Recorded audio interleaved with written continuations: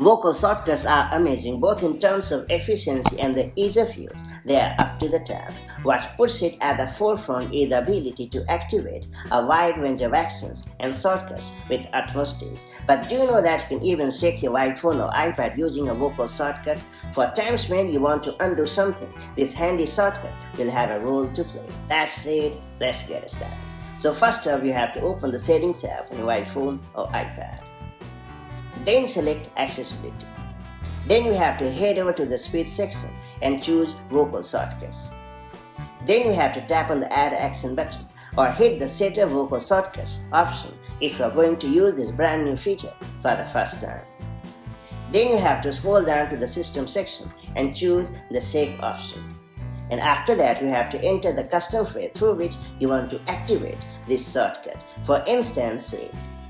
And then you have to verify this custom phrase by speaking it 3 times. And once the shortcut is ready, you have to tap on the Continue option and you are all set. Going forward, you can shake your iPhone or iPad by just speaking Shake just like this. Super handy, isn't it? If you found this video helpful, do like and share it, and I'll see you in the next video with more such handy tips and tricks. Till then, stay safe and have a great time. Bye.